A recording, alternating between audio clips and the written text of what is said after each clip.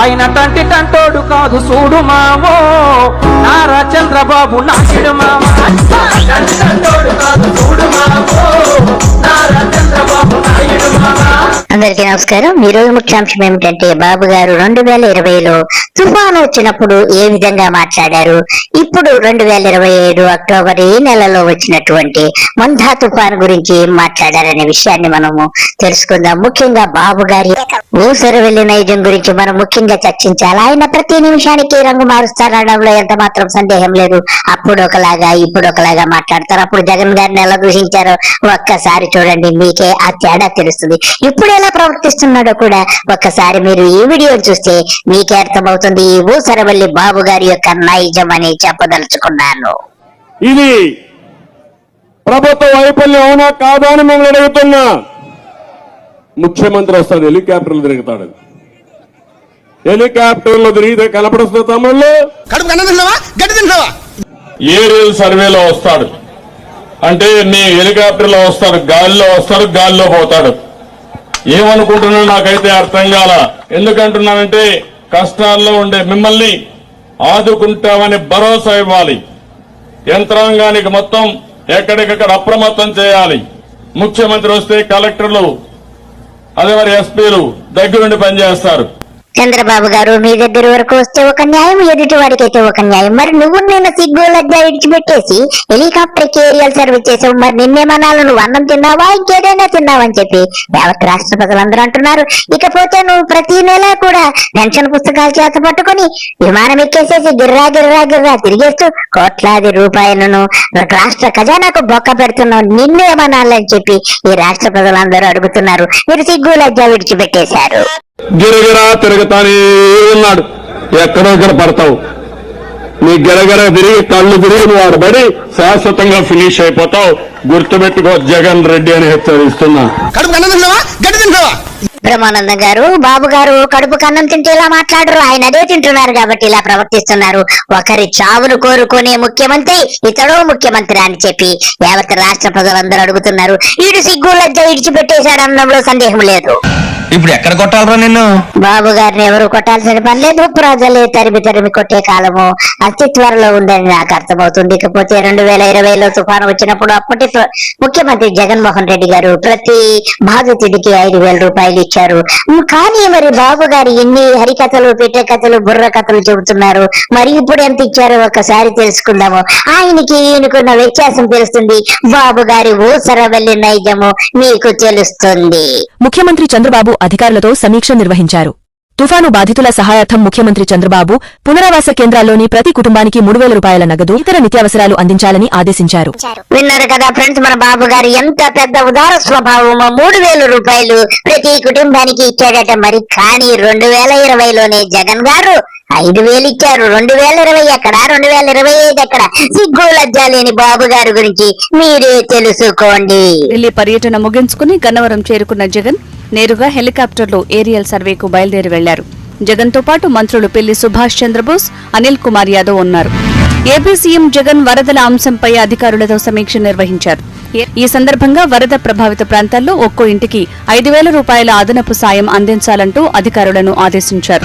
ఇప్పుడు ఎక్కడ కొట్టాలరా నిన్ను? ఊసరవెల్లి బాబు గారిని ఎవరు కొట్టాల్సిన పని లేదు. ప్రజలే తరిమి తరిమి కొడతారు. ఇకపోతే అతడు ఏ యొక్క ఏరియల్ సర్వేకి వెళ్ళినా ఒక్కడే వెళ్తాడు. ఎందుకంటే వేరే వాళ్ళకి క్రెడిట్ వెళ్ళిపోతుంది. డొక్కలో సీఎం గాని ఏ యొక్క మంత్రికి కూడా ఆ ఏరియల్ సర్వేలో స్థానం ఉండదు. అది బాబు గారి నీతి, అందరూ తెలుసుకోండి. ఇకపోతే మహా టీవీ వంశీ గారు వచ్చారు. బాబు గారికి దొరకలేదంట మందా తుఫాను, దొరికింటే వెనక్కి పంపించేసేవాడట. చెప్పరా యూజ్లెస్ వంశీ. కుదరలేదు కానీ కుదిరితే పోయి ఆ మోందా తుఫాను పట్టుకొని వెనక్కి తిప్పి అటు పంపించేవాడు. కుదరలా. కుదరలేదంటే అది కాల.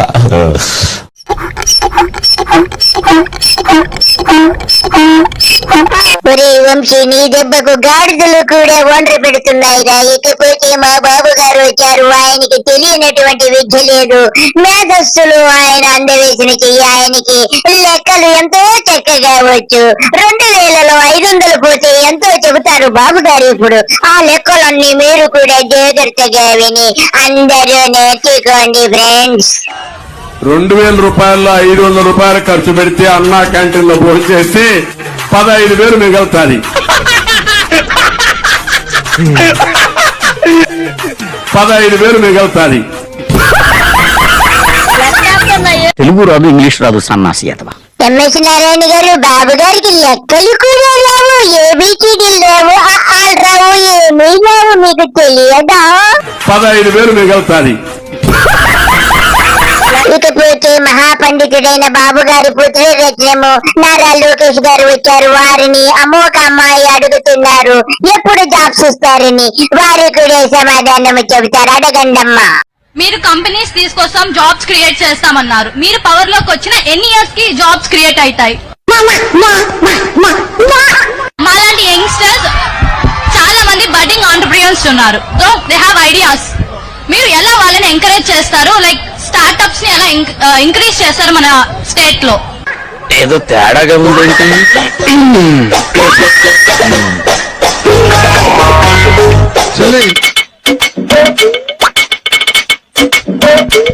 బాబు బయలుదేరు, ఇంటికెళ్ళి ఏసీ వేసుకుని పడుకో. వెళ్ళు. ఎల్వి శ్రీరామ్ గారు, మీరు చెప్పాల్సిన పర్లేదు. మా చిన్నబాబు గారు 24 గంటలు ఏసీ వేసుకొని ఉంటారు, మీకు తెలియదేమో. లేకపోతే వాళ్ళ అమ్మగారిని అడిగింది, ఆవిడ చెబుతారు. ఇకపోతే దొంగలపూడి అనితమ్మ గారు వచ్చారు, హోమ్ మినిస్టర్ గారు. ఆరేమో మరి జగన్ గారి గురించి ఏదో మాట్లాడతారంట. ఆరు చాలా మేధావి. చెప్పండి అమ్మా, ఏం మాట్లాడాలనుకున్నారు జగన్ గారి గురించి అమ్మా? మీద ఏమి గొడ్డల రేటు మీద పెట్టామని హత్యల కేసులు లేవు అధ్యక్ష. కోడికెత్తున్నదని మా మీద అధ్యక్ష కేసులు లేవు అధ్యక్ష. అమ్మ చెల్లి కేసులు పెట్టాము, మా మీద కేసులు లేవు అధ్యక్ష. అనితమ్మ గారు, అమ్మ చెల్లి మీద కేసు లేకపోయినా మీరు మీ మొగుడి మీదను ఎవరో ఒక వికలాంగుడి మీద 70 లక్షలు ఇవ్వాలని చెప్పి చెక్కు బౌన్స్ కేసు వేసావంట. నీ మీద కూడా రకరకాల కేసులు ఉన్నాయి కదా. నువ్వేదో ప్రతిలా చెప్తే ఎవడు నమ్ముతాడు? నోరు మూసుకోవమ్మాక చెప్పు. నీ గురించి ఒక ఆవిడ చెప్పమ్మా, నువ్వు అమ్మగారి గురించి. ఇవాళ హోంమంత్రి అనిత గారు ఏ రోజు మహిళకి అన్యాయం జరిగినా కూడా, ఏ రోజు మహిళ ప్రాణాలు మానాలు పోతుంటే కూడా ఆ రోజు ప్రశ్నించిన పాపాన పోలా. ఇవాళ అసెంబ్లీలో కూడా అవి మాట్లాడదు ఆవిడ. ఎంతకాడికి జగన్మోహన్ రెడ్డి గారు తల్లి చెల్లి అని పర్సనలైజ్ గా మాట్లాడితే, నేను కూడా పర్సనలైజ్డ్ ఒక క్వశ్చన్ అడుగుతాను. మరి మీ భర్త మీద SC/ST కేసు ఎందుకు ఫైల్ చేశారు? నీ భర్త పిల్లలు చూడడానికి వెళ్తే కిడ్నాప్ కేసు ఎందుకు ఫైల్ చేశారు ఆవిడ? అదే కాకుండా ఆవిడ నియోజకవర్గంలోని ఎంతమంది మీద రేప్ కేసులు పెట్టిందో తెలుసా మీకు? అక్కడ ఉన్నటువంటి టోల్ గేట్ సీను ఒక అంగవైకల్యం ఉన్నటువంటి వ్యక్తి 70 లక్షలు ఇవ్వాలని చెక్ బౌన్సులు కేసులు వేశారు. ఇవన్నీ నీ పర్సనల్ కేసులే. నువ్వు అస్తమాన తల్లి చెల్లి తల్లి చెల్లి అని మాట్లాడితే, ముందు మన సంసారం చక్కదిద్దుకున్న తర్వాత అప్పుడు రాష్ట్ర ప్రజల కోసం, ఆవిడకి ఏ రోజు రాష్ట్ర ప్రజల కోసం, రాష్ట్రంలో ఉన్నటువంటి మహిళల కోసం ఆవిడకి ఏ రోజు లేదు. అమ్మా, ఎంతో చక్కగా చెప్పారు మా అనితమ్మ గారి గురించి. ఆవిడ గురించి మనం ఎంత తక్కువ చెప్పుకుంటే అంత మంచిది. ఎందుకంటే మనకు అనవసరం ఆవిడ గురించి. ఇకపోతే మా డొక్కలో సీఎం గారు వచ్చారు. డొక్కలో సీఎం గారు ఏదో చెప్పాలనుకుంటున్నారు. ఆయన బ్లడ్ బాయిల్ అయిపోతుందంట, సల కాగిపోతుందంట. మరి ఆయనకి ఎందుకు అలా కాగిపోతుందో తెలుసుకుందాము. డొక్కలో సీఎం గారు, మీరు చెప్పండి. మరి రక్తం సల కాగుతా ఉంటుంది. మా రక్తం అవసరమైతే ఖర్చు కూడా పట్టుకోవాలి, అవసరమైతే భయపడవు వాటికి. మాట్లాడితే నెత్తురంటావు, బాంబులంటావు. లైఫ్ లో కనీసం కత్తెట్టుకున్నావా? తలకు మాసినవా? ఇకపోతే కల్తీ మద్యం ఎలా తయారు చేయాలో బాబు గారు ఆశీస్సులతో ఎలా వర్జిల్లాలో మార్కెట్ లో అందరికీ చక్కటి కల్తీ మద్యము సరఫరా చేయడానికి ఒక ఆయన వచ్చారు. ఆయన ఎలాగ తయారు చేయాలో అన్ని విషయాలు మనతో షేర్ చేసుకుంటారు. మీరు చెప్పండి, కల్తీ మద్యం ఎలా తయారు చేయాలి? ఏం చేస్తున్నావు? మద్యం తయారు తమ్ముడు. ఏంటమ్మా ఇది కలిసి మధ్యలో ఉంది? డబ్బులు కొడుకురాకుండా డబ్బులు కానీ చేయాలిగా. తమ్ముడు స్పీడ్ తీసుకున్నా. ఏంటమ్మా స్పీడ్ ఎక్కువ తిరుగుతున్నావు? జనాలు ప్రాణాలు పోటీ పోటీ తమ్ముడు, జనాలు పనులుగా మనకేమైంది? కొంత డబ్బులు తీసుకో. మరి కేసు అయిపోయారా? ఏం ఇబ్బంది లేదు. మనకు పెద్ద పెద్దలు ఉన్నారు, ఏ కేసు అయినా వాళ్ళు చూసుకుంటారు. మనకు వచ్చిన నష్టమే లేదు తమ్ముడు. మనం అధికారం ఉన్నప్పుడు ఇవన్నీ చేసుకోవాలి తమ్ముడు. అధికారం మళ్ళా రాదు. అధికారం ఉన్నప్పుడే మనం చేసుకోవాలి, 3 రూపాయలు సంపాదించుకోవాలి, హ్యాపీగా ఉండాలి, దర్జాగా తిరగాలి. పోటీకి ప్రజల ప్రాణం కోసం మనకు నష్టం లేదు. ఎక్కువ ప్రాబ్లం వచ్చిందనుకో ఆ వైసీపీ పోతాం లోపలికి. మనకేం తమ్ముడు? నోట్ తీసుకోమా. చాలా తప్పన్నా ఇది చేసేది. తమ్ముడు తప్పు పని కాదు. మనకేం కావాలి? డబ్బులు కావాలి. డబ్బులు కావాలంటే మనం ఏం చేయాలి? ఇలాంటి అన్ని చేసుకుంటే డబ్బులు వచ్చేది. ఏం ప్రాబ్లం లేదు, నువ్వు బాగున్నా బాబు. చూశారు కదా ఫ్రెండ్స్, ఇలా బాబు గారు ఆశిష్యులతో మద్యము ఫ్యాక్టరీలు ఇంట్లోనూ స్థాపించి ఎంతో చక్కగా డబ్బు సంపాదించుకుంటున్నారు. ఇకపోతే ఒక అమ్మగారు వచ్చారు. అమ్మగారు చెప్పండి. జగన్ ఒక బచ్చా అంటున్నాడు కదా చంద్రబాబు, మరి నేను ఒక మాట అరగండి జగన్ బచ్చా అన్నావు. ఒకటి నువ్వు 3 ఏళ్ళు కనబడుతుంటే నేను చూతా నువ్వు 3 ఏళ్ళు కలిపితే నోట బద్ద పోదుగా 3 భాగాలు పంచుకోవాలి. పంచుకుంటావా? ఒక్కడ సింగిల్ గా వస్తున్నాడు, పగిలిపోవాలంటే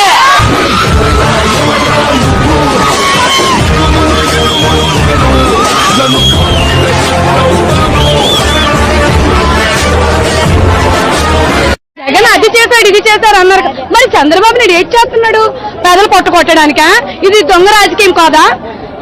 రోడ్డు మీద పెట్టేశాడు అందరిని తీసుకొచ్చి. ఇది ఎంతవరకు న్యాయం చెప్పండి? బడ్డీని అసలు ఉండడానికి కూడా లేకుండా చేశారు. మూసి మూడగా అనకన్నా మా పొట్ల మీద మేము అప్పులు ఓడుకొని తప్పులు ఓడుకొని ఫైనాన్స్ ఓడుకొని ఇప్పుడు ఆ ఫైనాన్స్ అన్ని ఎవరు తీస్తాడు? ఆయన వచ్చి చెప్తాడా? ఉరి తీస ఒక ఖైదీకైనా ఉరి శిక్ష ఉంటది, అంతకన్నా చాలా దారుణమైన శిక్ష చేస్తాడు మాకు చంద్రబాబు నాయుడు.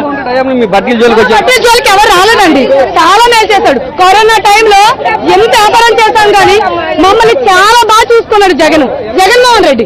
ఏ రోజు కూడా మాకు కొట్టు జోలికి ఎవరు రాలేదు. ఈ సీజన్ రాగానే రోజు టార్చరే, రోజు భయమే. భయపడితే ఇన్ని రోజులండి మేము రోడ్డు మీద బతకాలి? మేము ఆంధ్రప్రదేశ్ లో కొట్టలేదా? మేము ఆంధ్రప్రదేశ్ లో బతకూడదా? మా కొట్లు ఎంత ధ్వంసం చేయలేదండి. చెప్పేవారు వెళ్ళుకుంటేవారు కానీ పగల కొట్టడం చిత కొట్టడం మాకు ఎంత నాశనం చేయడం మాకు తెలియదండి. ఇప్పుడు మేము లక్షలు మదుపు పెట్టుకొని ఉన్నామండి. మా కొట్టులు పాడు చేశారు, మా సామాన్లు రోడ్డు మనకి ఇచ్చేసారండి. ఇంత అన్నా మేము ఎప్పుడూ చూడలేదండి. ఆయన ఉన్నప్పుడు మేము అడుగడికి శాంతి సభలు ఉండొచ్చు, ఈ సభలు తీసినప్పుడల్లా చంద్రబాబు నాయుడు కంటే జగనే నయంలా ఉంది. నిజంగా మా టైంలో మమ్మల్ని ఏమాత్రం మాకు డెవలప్మెంట్ లేకపోయినా మమ్మల్ని ఇబ్బంది ఏనాడు పెట్టలేదు. మమ్మల్ని ఇంకా ఏదో సేకరించేస్తాం, మా భూములు లాగేసుకుంటామని జగన్మోహన్ రెడ్డి గారు మాట్లాడలేదు. కానీ దీనికి ఓటేసి మా చెప్పుతో మేమే తన్నుకుంటున్నాం. చూశారు కదా ప్రజల ఆగ్రహము, మహిళల యొక్క, ముఖ్యముగా మహిళల యొక్క ఆగ్రహం చూడండి. బాబు గారికి భూకాలము అతి సమీపములో ఉందని అనిపిస్తుంది. కాబట్టి బాబు గారు మీరు పద్ధతి మార్చుకుంటే బాగుంటుంది, పద్ధతి మార్చుకోకపోతే మీ పరిపాలన 3 నాళ్ల ముచ్చటగా గూటాల కూటమి ఇంటికెళ్ళక తప్పదని నాకు అర్థమవుతుంది. అందరికీ నమస్కారము, బాయ్.